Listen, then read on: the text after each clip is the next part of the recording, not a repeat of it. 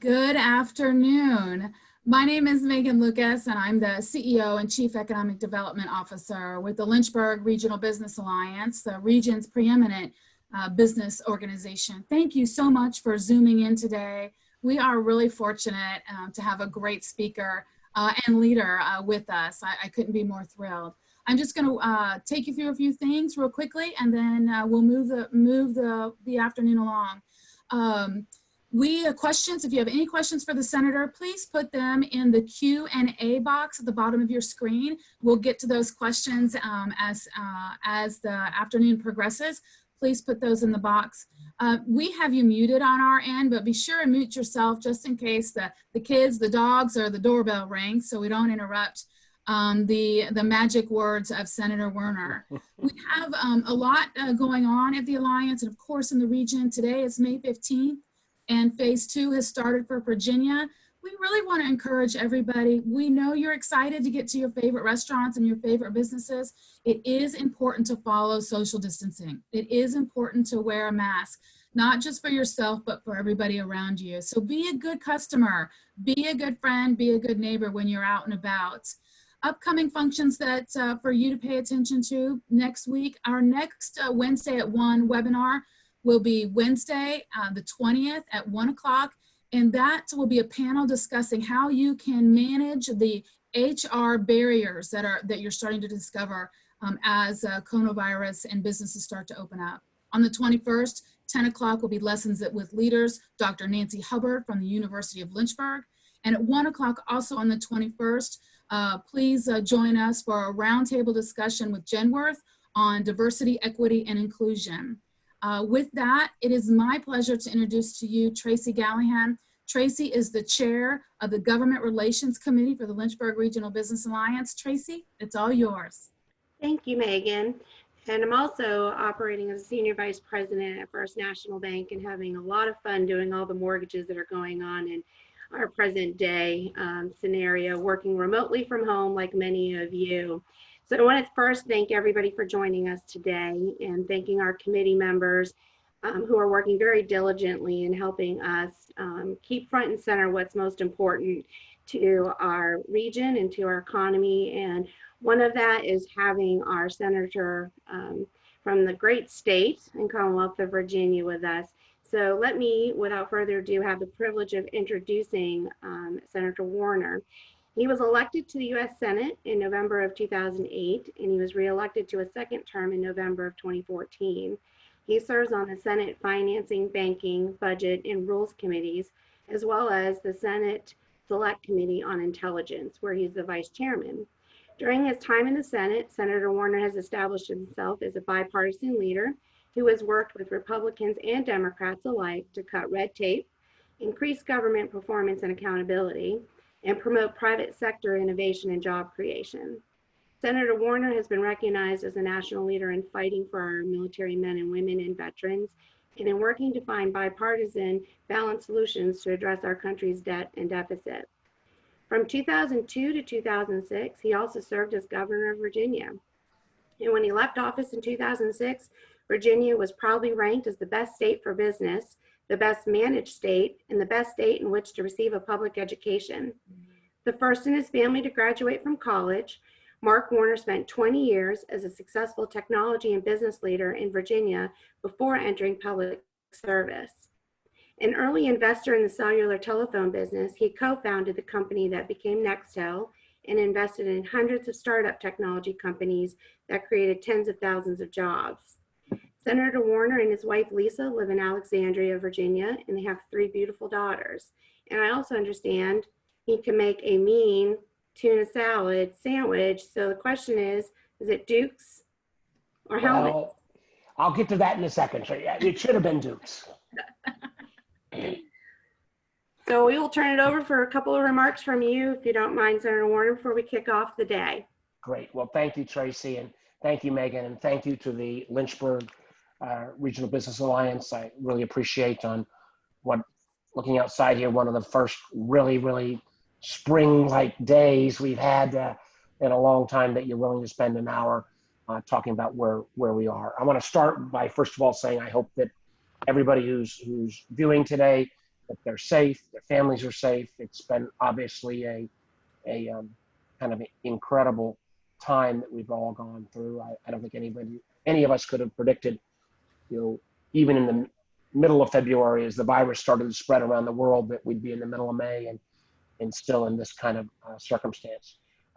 Tracy did make mention of the fact that for some of you who may not know what she was referencing, a couple of weeks back, I kind of got, there were all these sensitive videos being put on by elected officials about singing a song or playing a piano or making their mom's favorite brownie recipe. And I decided I'd have a little fun and put together what was called almost uniformly the grossest sandwich ever conceived, where a little too much mayo, undrained tuna, this famous microwave behind me, and the kind of humbling thing was that 2-minute video got more attention than everything I've done on COVID-19. So with that caveat, it would not be something I would recommend, to eat at home.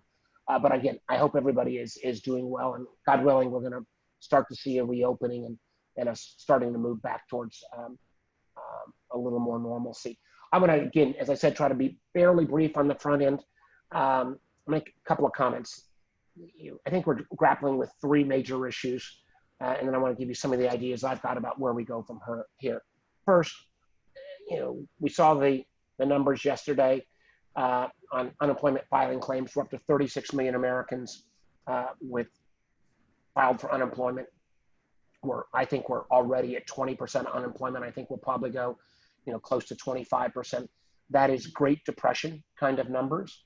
And unfortunately, I think we're going to find, as much as we hope, that the notion that it's going to be some kind of V-shaped recovery probably is not going to come to pass. This is going to take us some time to work our way out of, and enormous, hearts go out, I know, to all our fellow Virginians and fellow Americans who are going through extraordinarily tough times.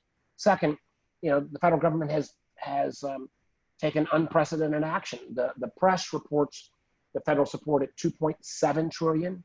Now that is the two major so-called CARES packages, one 2.2, the other 500 billion. In reality, that's been the direct appropriations. On top of that, the Federal Reserve Bank has put lending facilities together of another 4 trillion. We've never seen this much action, and some of it's well directed, some of it may not be as well directed, but at 6.7 trillion, that's about 8 times bigger than the TARP program. And the amazing thing about that is that all that action, and we just have the economy on life support. So as we think about kind of what next, how we target better, is something I hope we'll get to in this call. The 3 major areas where the federal stimulus or federal support has come beyond the healthcare area and beyond the state and local government area. And by the way, I do support additional support for state and local governments. The fact that we're helping out small businesses on revenue loss, the fact that we're taking care of airlines on revenue loss, but then we say we're not going to allow state and local governments to take care of revenue loss. And nothing would be worse than local governments laying off police or fire or EMT at this moment in time. Now, I'm happy to put restrictions so that those funds are not used to, bail out pension funds that have not been well managed. But a state like ours in Virginia, where we have a AAA bond rating, that we're still viewed as one of the best managed states in the country, we should not say that local and state government shouldn't receive some support. But the 3 basic areas where the direct support has come is, 1, the $1,200 per person. Most of those funds are out, that have gone out a couple of weeks back. Second is the expanded unemployment. That has 2 components. One that I strongly supported, which was, let's make sure we cover the 70% of the workforce that's not traditionally covered by unemployment, the gig workers and 1099ers and part-time and sole proprietor. That expansion is good. There was also a major bump up, and I know that's created some moral hazard issues of the $600 a week. We can come back to that. But disproportionately, that has benefited particularly low and moderate income people that's, kept their spending up. And then the third is the PPP program. That's far and away the single largest program, over $600 billion appropriated. I think, again, well-intentioned support for businesses under 500, but I was concerned at the outset. I thought there were design flaws in this program, two that are the most obvious. There are businesses who are getting this money that have had no revenue loss at all. The fact that we didn't show revenue loss requirement, I think, was a mistake, as well as the idea that that large public companies were accessing these funds. Though that was not the intent in either case. I've been dealing a lot with the Treasury Secretary. Got another call with him today. I don't always agree with President Trump, although I was pleased that he asked me to be on the reopening task force. But Secretary Mnuchin, I think, has been a straight shooter and a good partner on trying to make sure this program gets implemented appropriately. And as Tracy knows, from the banking standpoint, this put a huge burden on our community banks and banks to process these PPP loans. I think they've generally done a good job, but I would argue as we move forward, and something that I proposed, that if we're going to do additional assistance, that maybe we ought to take a pause for a moment and say, what's the best way to do additional assistance? We've got this massive unemployment issue. We've had expansion of Medicaid. We've done this PPP program. I've got a proposal called the Paycheck Security Act, and it's gotten similar proposals. There's some further on the left. There's some, Josh Hawley, a very conservative Republican senator on the right, has proposed a similar approach. My idea has been editorialized by the New York Times and the Wall Street Journal, and they don't agree on anything, but they both thought it was a good idea. And they said, maybe what we ought to do is kind of cut back on all these new startup programs and do direct government support to protect paychecks directly of furloughed workers. So workers who've lost their jobs, pay up to 100%, up to 90,000, might end up being slightly less than that. But the ability of that kind of direct support would do two things. One, the 33 million Americans who've lost their jobs, about 27 million of those have also lost their health care. So if we reconnected furloughed workers to the employment and don't put a big burden on the business, we'd also include about a 25% overhead so that businesses could still keep their lights on even if they've got their workers furloughed. You'd reconnect the workers to the workplace and you'd reconnect them on health insurance. Number one, that I think is appropriate. Number two, the approach I'm taking would, I would argue what we've got right now is something that discriminates against mid-sized businesses. They've gotten no support. Public companies can get support, small companies can get support, mid-size would not. This program would be available for everybody up and down the food chain. And third, when you add in Medicaid dollars, unemployment, PPP, the cost estimates are about average or about the same of what we're already spending, and it might be more efficient. It also has some broad bipartisan support. So whether that will come to pass, I don't know, but those are the three areas of most direct support, separate from the things I mentioned around states or around healthcare and hospitals. And then I want to just speak briefly to the virus itself. The numbers in Virginia, I know in the greater Lynchburg area, they've been pretty good. We've still seen some numbers in Northern Virginia go up a little bit. I am glad the governor's moving forward on a reopening plan, but two areas I think we have to acknowledge where we have just, not done a good job. And candidly, this is editorial comment, just as what I believe, but I've been very disappointed that the White House would not use the Defense Production Act and have a national response on PPE. The fact that we are still having hospitals, states battle states on getting the masks, the gowns, the gloves that we need is really been, I say as a business guy, a horribly inefficient system. What we've seen is simply states bid up the price of this material. And I know I've worked with the governor on accessing some of this equipment from Asia. But the challenge we have is if we didn't have a national clearinghouse, we have states, dealing with some folks on shipping in this equipment that's not been tested. That's not of right quality. And I think we've made a big mistake there. I also think we're, and I've been begging the vice president on this to On testing, let's have a national testing plan. You know, testing is the most important thing we can do to get our workers, our community feeling safe going back out. And we are still way behind on a per capita basis many other countries around the world. And you know, what I've begged is, can we create a single, in a sense, database, website, dashboard, whatever you want to call it, that would have all our testing capability. What are the protocols? What is in the pipeline? The FDA is approving more tests. How do we know where we're going to be a week from now, 10 days from now? Unfortunately, the government's not been willing to do that. So I've been working with Johns Hopkins University, and they are creating that site. They went live last week, and I'd welcome people to look at it. And let me also just make 2 quick comments. I'm talking too long here. One is, we've made a mistake on PPE, I would argue. We made a mistake on testing, not having a national coordinated system. We need to, and one of the things I'm going to work for is making sure as we move to vaccinations, we've got to have a national supply chain on vaccinations. You know, we need a system that we think about now that's fair to make sure that these vaccinations get distributed on a fair basis, not based upon who you know. I've been, again, begging the administration, think about this from, you know, we did 200 million vaccinations, 300 million vaccinations. You got to have little glass vials, assuming this is a shot. Well, we got to make sure we got a domestic supply chain on that.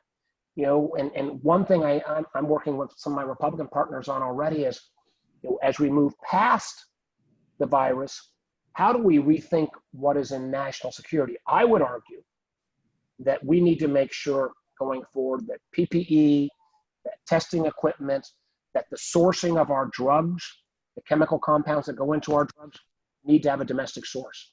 The fact that we haven't been hard hit on this yet, but about 75% of the chemical compounds that go into our nation's drugs, even if the drugs are made, and we've got a number of, you know, manufacturers in the greater Lynchburg area, basic chemical compounds come from China. You know, that might mean they're a nickel cheaper, but I think we might pay that extra nickel to make sure that we've got a domestic supply chain on what I think will increasingly be viewed as national security. So I can make sure that we take full advantage of our time.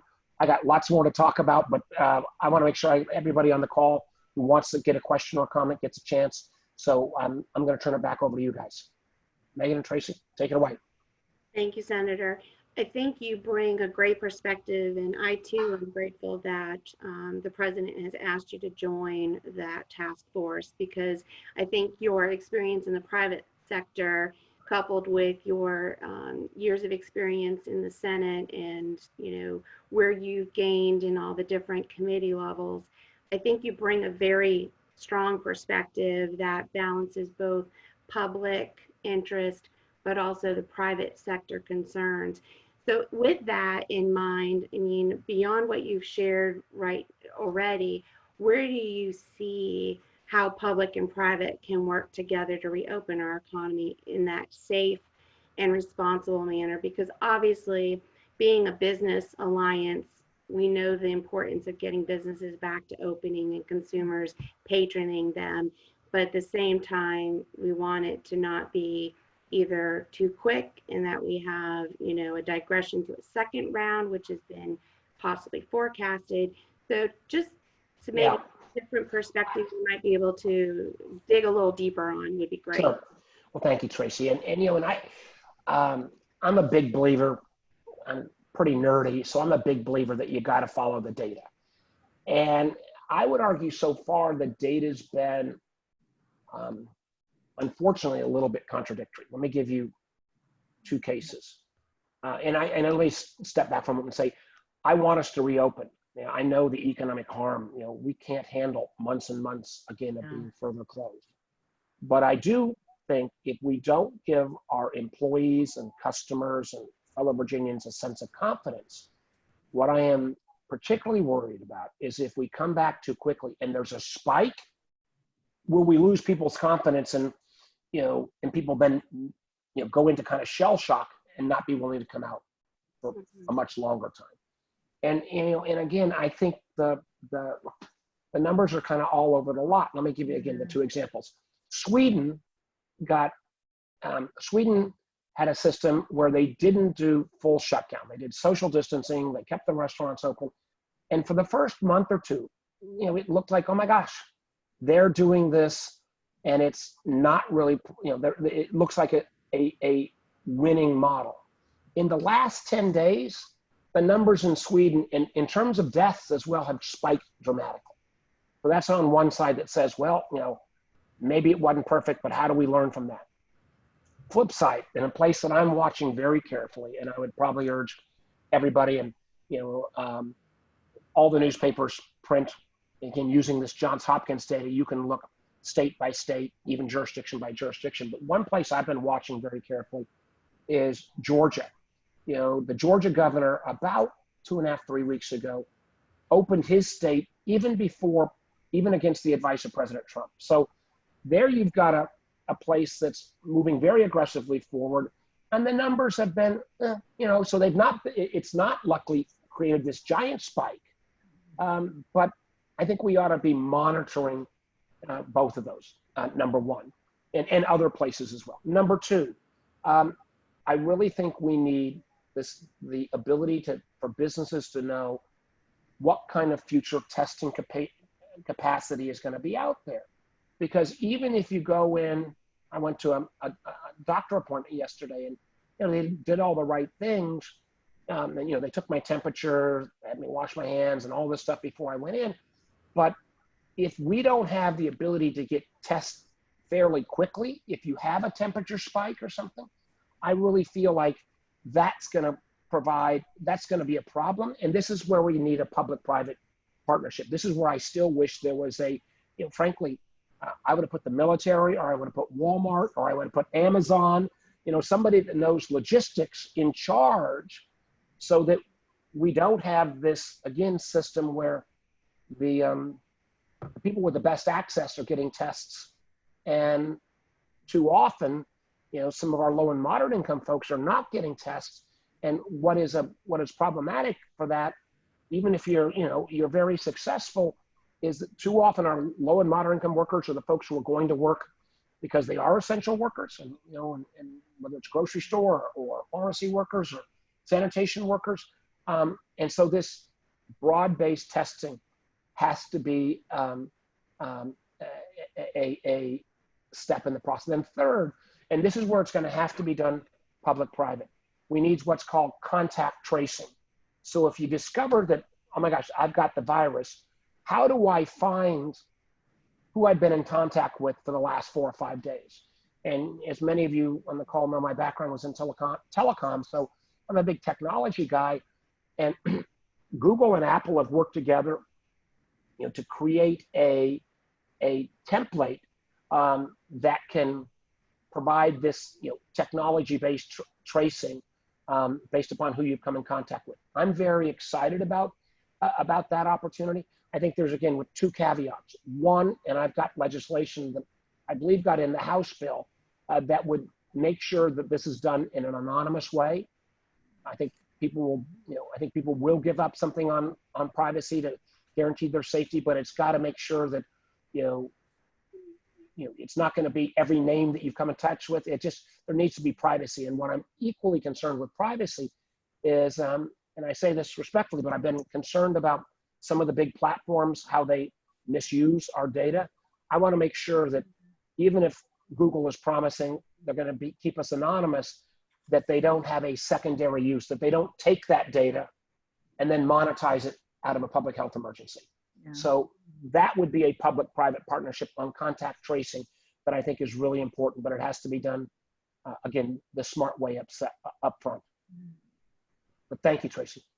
No, thank you. Thank you for taking that question and really drilling down deeper on it and giving some forward thinking as well. Kind of lets us know where you might be going as this continues to progress. Megan, do we want to ask some of our participant questions? So that might stir some other people who have some questions and want to get them out to Senator Warner while we have his undivided attention. You bet. I'm going to start with the first question, Senator Warner. Virginia's rising number of tests, which Governor Northam has touted as a sign of progress, includes antibody testing, which has skewed numbers. Are you confident that Virginia is ready to begin reopening, considering the decision was made in the context of this mix of tests? Well, the governor just yesterday decided to no longer count the antibody tests. And I think that was probably the right idea. There's been a whole lot of the antibody tests. And again, for those who don't follow all the ins and outs, two types of testing, the kind of swab tests that sometimes take up to 12 hours to get results or more. Some of this can also be done point of contact with Abbott Labs, which obviously has been a presence in the region. And then the antibody tests, is oftentimes blood or may end up being saliva, that more about showing whether you've got the antibodies that show you've had the disease. The antibody tests, many of them coming out of China, just have not been that great. So I think the governor has appropriately said, let's just count the more swab related, the more front end tests. Our numbers were not very good. We have ramped up, and this is using things like UVA. They've got a good facility. Howard Hughes Institute in Loudoun County has got a facility.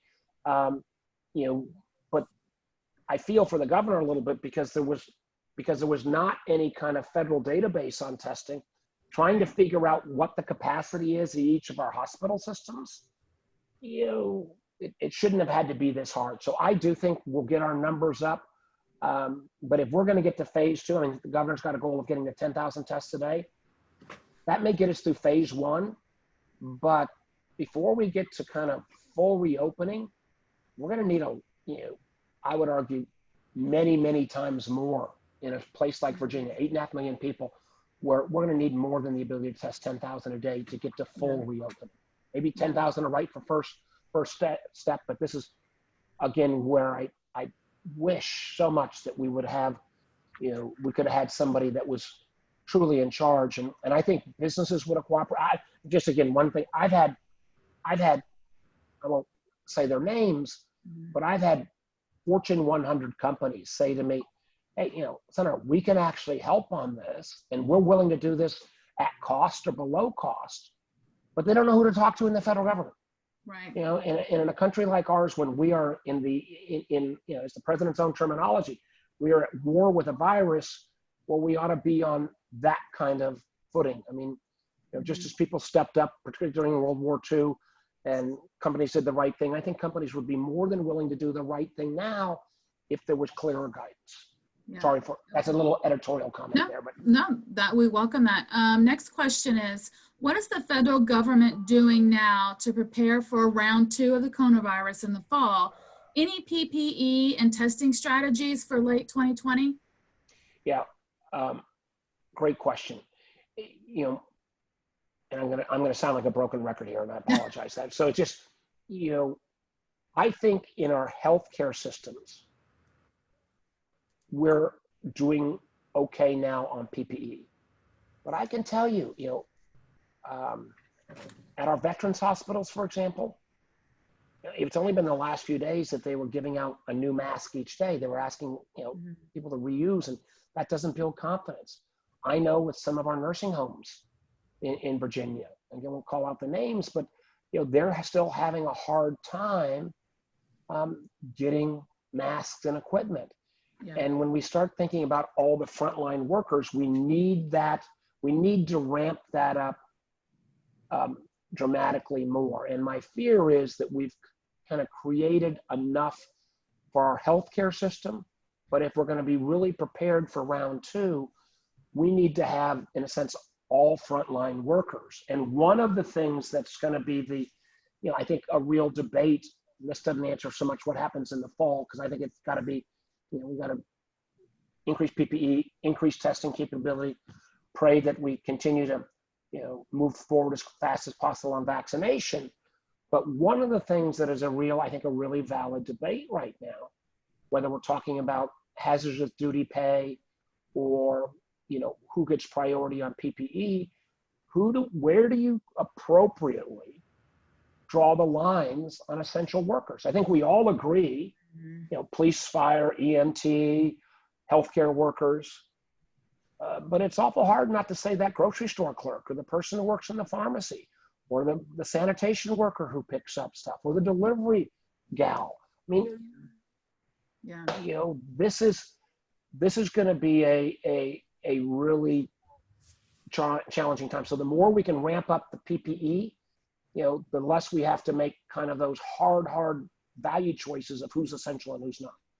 Right. We've been doing a series of focus groups this week with business and industry sectors, and the PPE and the discussion of essential versus non-essential and how those decisions are made have come up pretty consistently in those discussions. Those are really good points, sir. Yeah. Let me just add one thing, and I know, again, as somebody who spent longer in business and politics, let me just say this as a former fellow business person. I do think coming out of this, and I know somebody here saying, "Oh gosh, you sounding like a Democrat now," but I do think we're going to have to think about how society values, whether it's the people who take care of our parents who are in nursing homes, some of these jobs that we've not put a lot of value on in the past that interact, our daycare workers, childcare workers. I mean, in a moment like this kind of crisis, they're enormous value to all of us. Yes. And I don't have an answer there other than we need to be thinking about this now. And we also, just let me take one other point, because I wanted to make this, I should have made this in my opening comments. A lot of the programs that are out there, PPP, my Paycheck Security Act, other things, so it says, let's guarantee that employers keep workers on and invested. And I think that is a good goal, but I think we also have to be, realistic enough to understand that a restaurant that may have had 100 workers in February may reopen, and the new norm, maybe they can only get by with 60 workers. So there may be wide numbers of our workforce through no fault of their own that are their jobs are gonna just have disappeared. Now, some of this might have happened anyway with technology and AI, but all that projection over the next 10 years is gonna happen in 6 months. So I would challenge the business leaders on this call to help me think through whether it's retraining tax credits. I've got a very big idea about changing the whole way we value investment in human beings. I frankly think government training programs aren't as effective as business training programs. And I would create the equivalent of an R&D tax credit around investment in human capital. But we're going to really need to think about how we get people retrained, reskilled for jobs that have disappeared. Sorry, Megan. No, okay. The questions are rolling in. I'm going to just keep rolling. This is from Virginia Episcopal School here locally. 20% of VES students come from international destinations. They are interested in learning how decisions will be made to lift international travel bans, and if there's any hope that these bans could be lifted by the fall.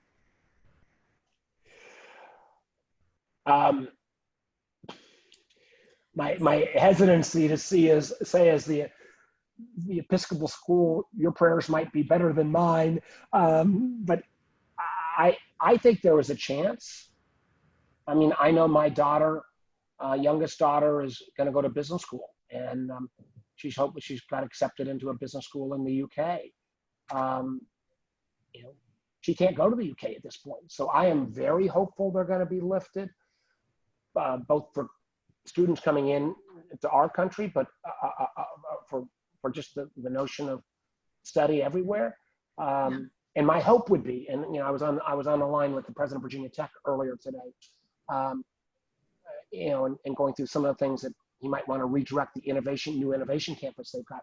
My hope would be that, and I know people feel enormous pressure, that in terms of decisions about the fall, that we don't rush to judgment.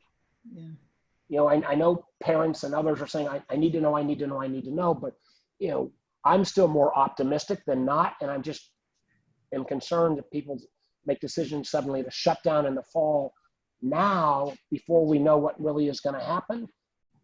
Just call me an eternal optimist, but I'll keep my fingers crossed, and all the folks at the Episcopal school will join in joint prayer together, as well as our friends at Liberty too. Yeah, thank you so much. Senator Warner, this question comes from Riverview's art space here in the region. Small arts organizations like Riverview's contribute dramatically to the economy and are an anchor in our downtown revitalization. They are in the need of support beyond PPP, and they do not qualify for the same support as large arts organizations do from the NEA.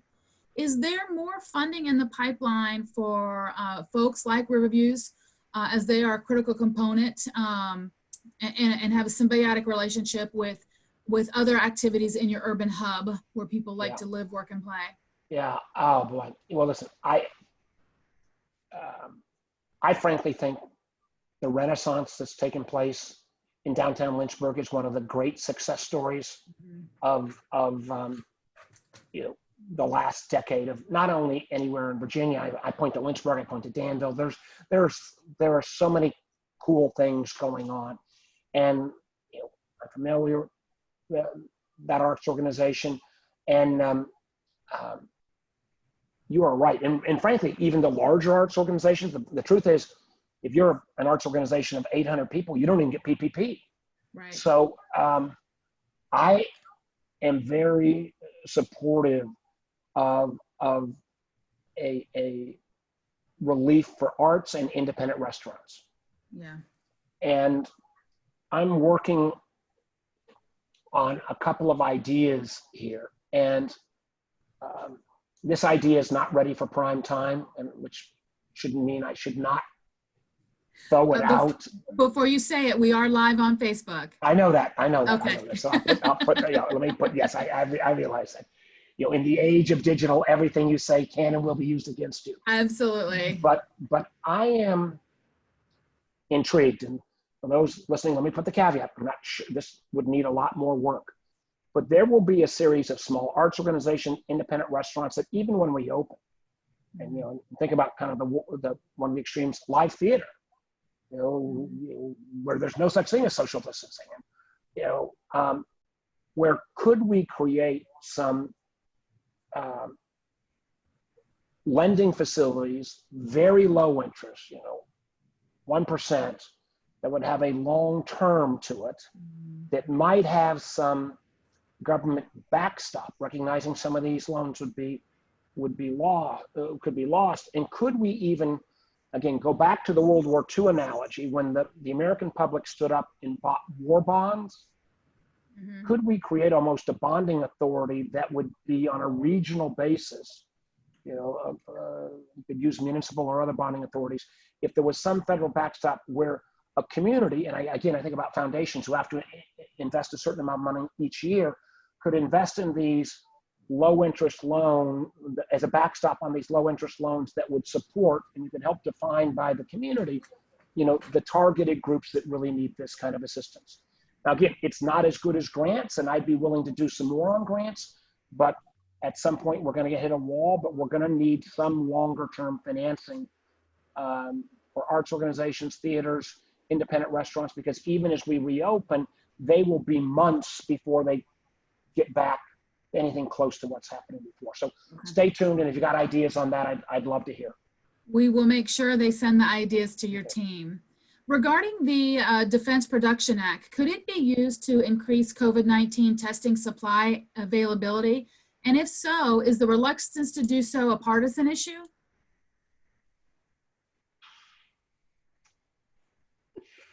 I would argue that the Defense Production Act, which didn't come in actually in World War II, came in around the Korean War, but was absolutely made for this kind of circumstance. I agree. And I don't think it's partisan per se. I mean, I know the president threatened the use of the Defense Production Act on respirators or ventilators. I'm sorry. And I can tell you, a lot of my Republican Senate friends, at least quietly, are saying, please, Mr. President, use this tool. Right. And I honestly don't have an answer other than the fact that if you own it, if you actually do have a command and control system, if there are breakdowns, that then you'd have to, get the blame. And I just feel like, and I just fundamentally disagree. Listen, I want the president to succeed on this. I'm happy to serve on his task force of reopening. And maybe you could debate on PPE because there's so many private sources of PPE, and that would have a fairly dramatic effect in terms of government taking control of or ordering and that many different things. But on testing, it is a much narrower universe. Right. And it, to me, it just screams for some kind of organizational command and control. Yeah. Okay. What are the plans for sustaining our food supply and supporting large food processing operations? Well, here's an interesting case. You know, and I don't even think it was wrong. The president did use the Defense Production Act to, in a sense, order the food processing plants, the pork plants, the poultry plants, and others to stay open. Right. So, you know, and I think, you know, again, I think he got very little pushback there because we got to have our food supply. One of the things that has been a macro problem is that we've got enough food, but we have, in a traditional food supply, it goes to two sources. It either goes to grocery stores, which are still using things like MAD, or it goes to restaurants. And the restaurants obviously are not. And the problem that the food that goes to the grocery store, because that's being overused, not overused, but there's, you know, huge take up, is that usually grocery stores are the folks that the excess food is turned over to our food banks. Right. So we've got both, the food banks are suffering because of that. And I was proud to donate personally to all the regional food banks around the Commonwealth because I think they do incredibly important work. But we have had a not very good system of redirecting the food that normally goes to restaurants to other sources. Right. We're getting a little better in terms of direct farm to table, more you know, use of technology. I got some legislation, bipartisan, that would give 100% reimbursement when there are moments of emergencies. Mm-hmm. If a food kitchen or some other, I worked as a chef in Washington named Jose Andres, who's, you know, fairly famous and got lots of restaurants. He's got this World Central Kitchen where he's basically paying restaurants to reopen around the country and paying them to feed, you know, healthcare workers. There's a lot of cool things that are going on around that and around these ideas of helping the food supply during this crisis mode. And I think 100% FEMA reimbursement to efforts like that would be, you know, not going to solve the problem, but it's a step in the right direction. Okay. And Tracy, I'm going to ask this one, and then you've got the next ones. Okay. This is the last one for the time being that's in the Q&A. Have you had any, Senator, have you had any conversations with Mitch McConnell about paycheck security and if your provisions could make it, could come up for a vote in the Senate? I'm actually halfway optimistic. I don't want to reveal any of my private conversations, but I think there is a general consensus, and I would even include the administration on this, that if we could roll back to the beginning, the way the European countries have done it with this direct paycheck support, and they've all done the same variation, and Canada has too, has resulted in, they've had unemployment boost up about 2 to 5%, not the 20% plus that we're going to have. Right. And so I think the question is there going to be an appetite to kind of restart, you know, kind of say, all right, we're going to scale back what we've got, but we're going to restart something new, when I think most people are saying, well, let's just get back to normal. But I do think this period of getting back to normal, reconnecting, furloughed, again, I'm only talking about people that have already been laid off, reconnecting those laid off workers back to their jobs. And again, let me be clear, and every chamber call I do, I get this question. I don't think any business should be penalized on bringing back workers or keeping workers if, because of the enhanced unemployment, somebody doesn't want to go back to work and they want to stay on unemployment. So, you know, we can argue about how much we should have made in there, but no business should be penalized on that. So I actually think, you know, the question is less about the specifics, but more about, can we just kind of move this, you know, the whole federal effort to this other approach? And I think that's still an open question. Yeah. I'm sorry, Tracy, I lied. I've got another question over here. Can you comment about the SBA's Economic Injury Disaster Loan Program? Yeah. And if that program may be refunded in upcoming legislation in order to make those loans more available to businesses, and or to fully fund the loans that businesses for which businesses have approved. And I might add, we have a great SBA, a Small Business Development Center here in the Lynchburg region. Well, the SBDCs have been really helpful now. I'm sure Tracy would mention, and other folks in the banking community, really help a lot of our very small businesses navigate the process. And the so-called EIDL program, and I always forget what it was, disaster loan assistance, or something in the front end there. You know, they were supposed to be able to fund up to $2 million a piece. The administration kind of cut that back to 150,000. I'm not sure that was 100% right. Probably maybe something in between. That program got used up. I think there are, and I need to check, I think there's a little bit of money left there. But one thing that we are, and there is, I think, in this House proposal, an effort to completely, kind of re-up that. And one thing though that I do think will happen is that those funds that went out on PPP that ended up going to people who turned it back in because, frankly, a lot of them were embarrassed, like LA Lakers should have never gotten the darn money to start with. That we are going to try to redirect some of that to very small businesses, to minority businesses, because, sole proprietorships, minority business, micro enterprises, they have not, because they don't have as often as traditionally as good a banking relationship, so they've not gotten as many of those funds. So we hope we might be able to re-up at least partially the EIDL and another piece of PPP just off those return funds beyond what the House is already proposing. A lot of our businesses in the region have taken advantage of the expertise at our SBDC and the EIDL loan program. It is a good program, and that has definitely helped a lot of our micro and smaller businesses in the region. So that's been really good. Tracy. Yes, I have a question, and it's probably a pretty heavy loaded question, but I know it's on the minds of a lot of people that are in the industry of finance. And just looking at all of the efforts, I've been in banking over 30 years, and I know going through the Great Recession, you spoke to it, the TARP money and whatnot. Just looking at how much our nation is propped up right now with financial aid, which in one respect is a massive undertaking, and the timing of it being as quick as it was is a massive undertaking.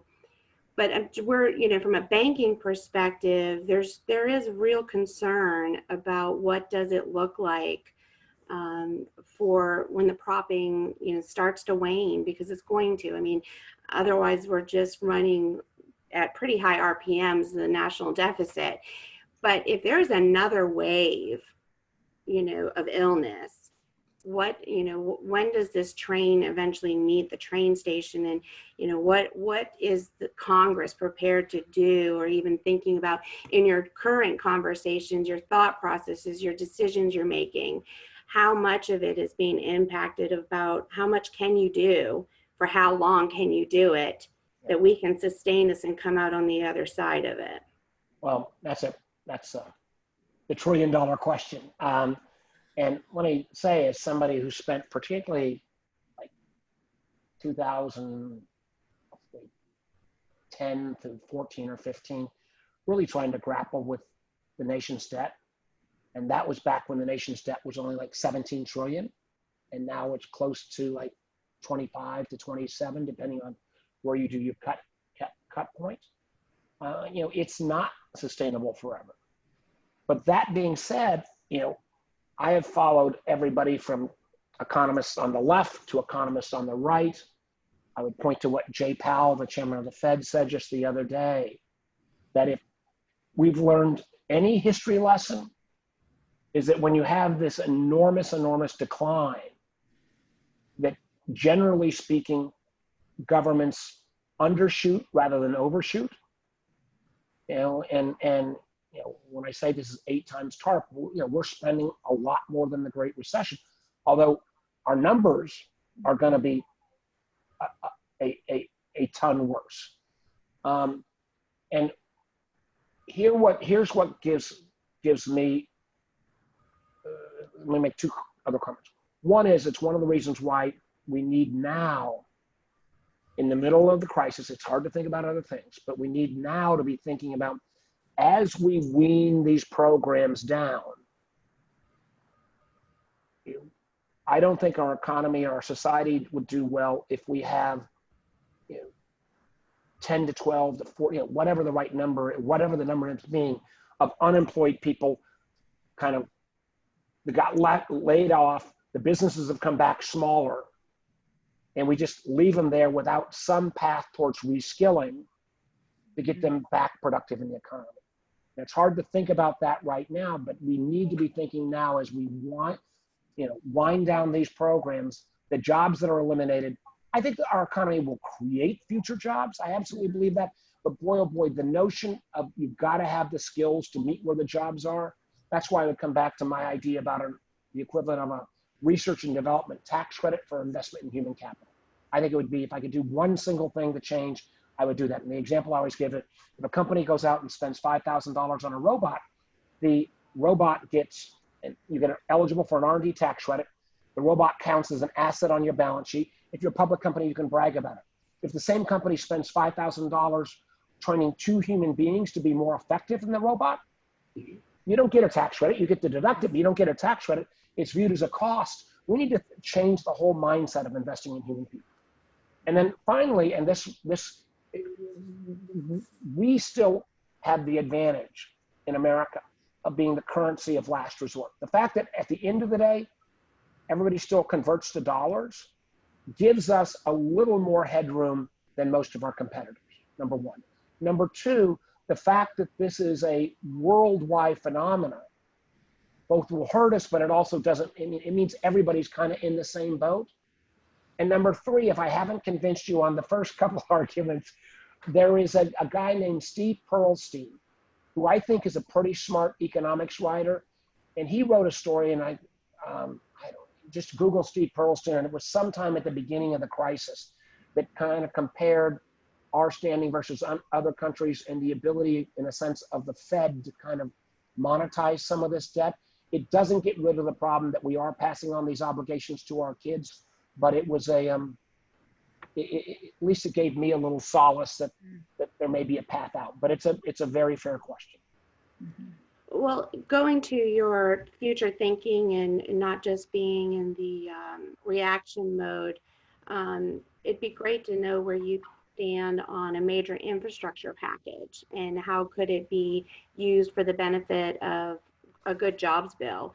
So, you know, we know that one of the issues that we've dealt with the virus is not everybody has great access to broadband, so that they can continue to telemarket and provide for their family, but also for their students to be able to continue to expand their education. So where do you stand on a possible infrastructure bill?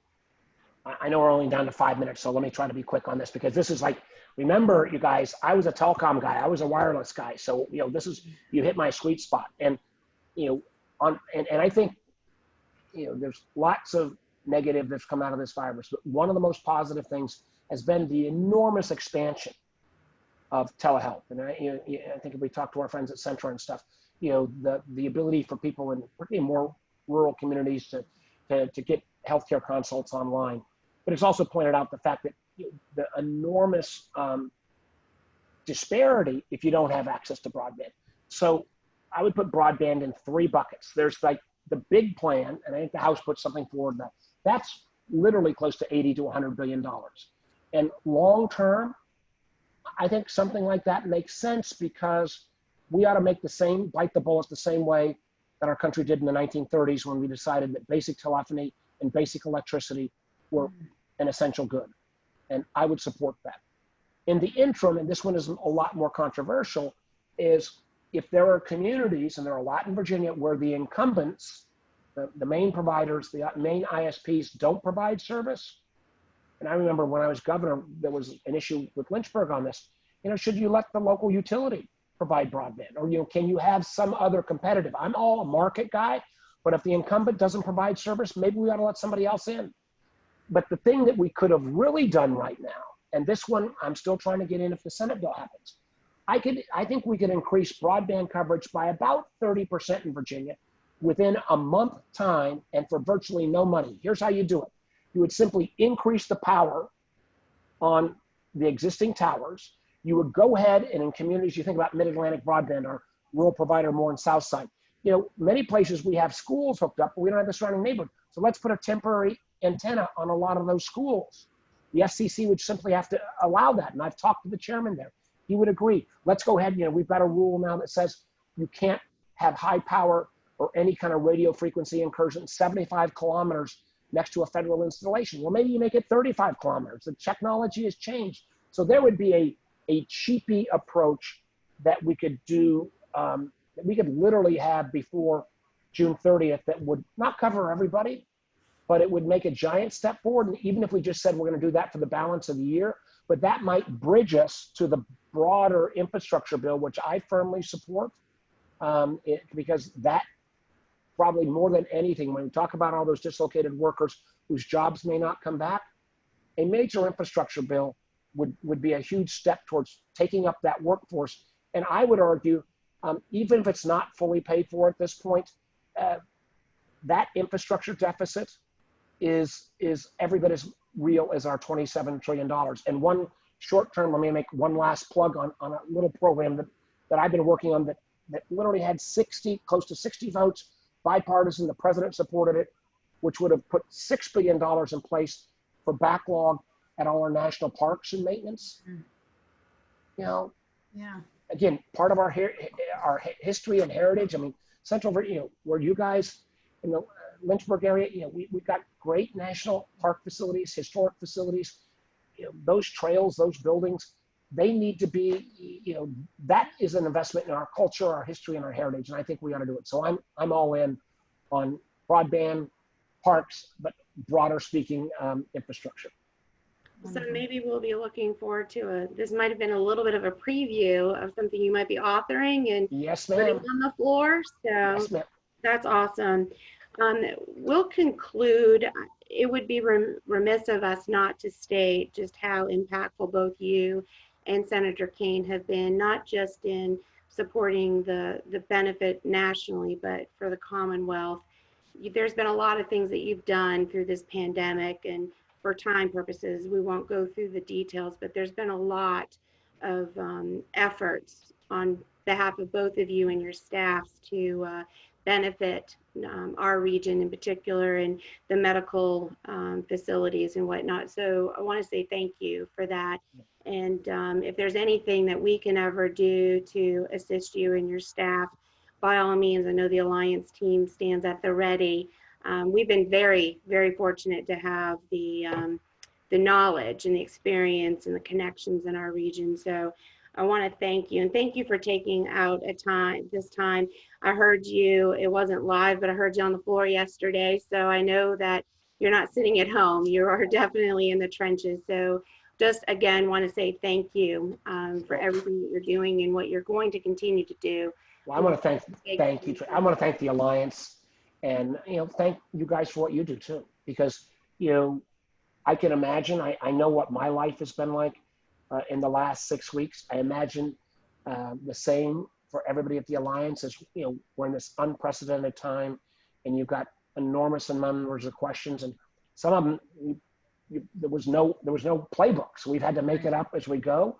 So I am very grateful for that. One thing you should know, in any future bill, I'm going to make sure that 501c6s are covered as well.